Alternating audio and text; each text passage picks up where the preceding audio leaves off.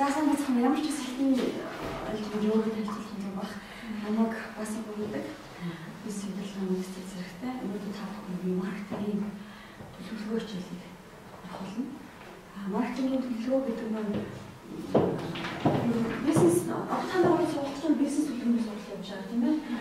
Бизнес төлөвлөгөө маань өөрөө бол маш олон төлөвлөгөөний цогц юм.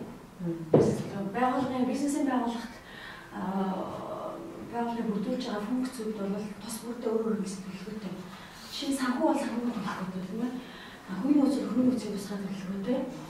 Үйл ажиллагааны төлөвлөгөө, бусад төлөвлөгөө гэдэг.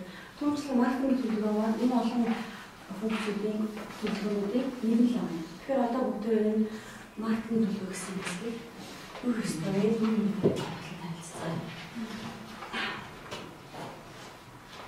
За маркетингийн төлөвлөгөө хийхэд бол үндсэн дөрвөн чухал хэсэг байдаг. Энэ дөрвөн хэсгийн маань зорилго нь бол эхний хоёр буюу нөхцөл байдлын шинжилгээ, маркетингийн зорилтуудыг тодорхойлох хэсэг бол ерөнхийдөө төлөвлөх, ажлаа төлөвлөх, юу хийх вэ гэдэг төлөвлөх хэсэг байна. Нөхцөл байдлын шинжилгээ гэдэгт бол ерөнхийдөө бол бид өнөөдөр хаана байна вэ? Бид нар өнгөрсөн жил юу хийж гүйцэтгэв вэ гэдгээ бол шинжилгээ хийх юм дээр дүгнэлт юм гэсэн үг. Хоёр дахь сэдв бол маркетингийн зорилт. Энэ шинжилгээ ямар аргуудаар хийж одоо дараа нь тайлбарлана цааш нь хэлбэлээ. Маркетингийн зорилтууд гэдэг маань бид нар ирээдүйд одоо ирэх жил одоо шинэ гаштай төлөвлөгөөнд хаашаа явах гэдэг юм бэ? Юу хийх вэ гэдгээ зорилго тодорхойлж өгөх юм. Энэ хоёроо гаргасны өгдөн бидний ерөнхийдөө хийх ажлын төлөвлөгөө маань гарч ирж байгаа юм гэсэн.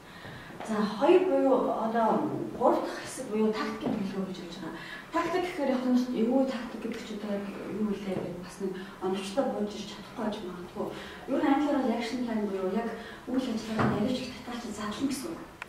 Одоо нөгөө зэрэг гарсан зорилготуудаа нэг ажиллах чагсаагаад тимгийн ажлыг хийдэг чинээ гэсэн яг одоо тийм тал хэсэг болохоор тактикийн төлөвлөгөө гэж хэлж байгаа. За мөрд хэсэг буюу хяналтын хэсэг бүх маркетинг төлөвлөгөө маань хийж явж гүйцэтгэсний дараа бид нар заавал хийсэн ажлаа хянаж тавих хэрэгтэй тийм ээ. Энэ ажил зөв болж зөвлөлтөө ашиглаж өгч үгүй гэдгийг хэлэх хэрэгтэй.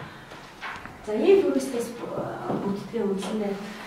Энэ дөрвөөсийг одоо яаж их талаар юм уу гэж хэлээд бэлгэрэнгүү яг бэлгэрэнгүү гэдэг маань бас харьцан ойлголт очлоо. Маркетинг төлөвлөгөө гэдэг маань өөрөө бас маш том сэдв задраад олон цагчид болж болдог. Сургалтын байдлаас хамаарат нэг цаг хүчний дараа маш ойлгомжтой болоод яхад хичээнэ. Ингээд нөхцөл байдлын шинжилгээ гэдэг бол үндсэн 7 шинжилгээ зайлшгүй хийдэг. Зах зээл дэх бизнесийн орчны шинжилгээ бол зайлшгүй юм. Бизнесийн орчин гэдэг нь юу ах вэ гэхээр макро орчин шинжилгээ. За макро орчин буюу песто шинжилгээ байна. Энэ зэрэг нэлээд макро орчин шинжилгээ. Песто гэдэг нь P буюу улс төр хүчин зүйлс, эдийн засгийн хүчин зүйлс, нийгмийн хүчин зүйлс, технологи гэж бусад одоо хууль зөвлөлөө гэдэг маш олон макро хүчин зүйлсүүдийг бол бидний одоо бизнес үйл ажиллагаанд нөлөөлдөг. Гэхдээ бид нар эндээс энэ шинжилгээнээс юу гол нь харж үзэх вэ гэхээр таны бизнес, таны явуулж байгаа үйл ажиллагаа, таны гаргах шийдвэрт энэ макро хүчний энэ хүчин зүйлсүүдээс чухам яг аль нь хамгийн их нөлөөлж байна гэдгийг олж харах юм. Одоо жишээ нь авал да газар тариалан эрхэлж байгаа компани байлаа гэхэд газар тариалангийн бизнес хамгийн их нөлөөлдөг макро хүчин зүйл юу вэ? Экологи асуудал тийм ээ. Эдийн засгийн асуудал бүхэл бизнесийн үйл ажиллагаанд хамаардаг гэхдээ бас харьцангуйгаар нөлөөлөх хүчин зүйлс нь харилцан айлгүй байж болно. Ер нь гол нь шинжилгээний гол зорилго нь энэ олон макро хүчин зүйлсийн чухам аль нь танд хэрэгтэй вэ? Хамгийн чухал нөлөөлж байна. Тэгэхээр зөвлөл заавал нэг байхалгүй тань нэлээд идэж болно. Зүгээр яг энэ дээр би жоохон шинжилгээ хийсэн жоохон ертөлсөн жишээ авъя л да. Жишээ нь улс төрийн намаар одоо бизнес хийх хүмүүс байна тийм ээ. Намын нөлөөлөлд орж урах бизнесийг хөгжүүлдэг хүмүүс байна. Шинэ арчилсан намын гишүүн учраас арчилсан намын гарч ирэх одоо миний бизнес эсгэлж байгаа тийм. Гэтэл миний компани улс төрийн хүчин зүйл маш хүчтэй нөлөөлж байгаа гэдэг. Ерөө улс төрийн нам солигдоход миний бизнес маань дагаад бас эвгүй байлаа надад олчиж байгаа юм тийм ээ.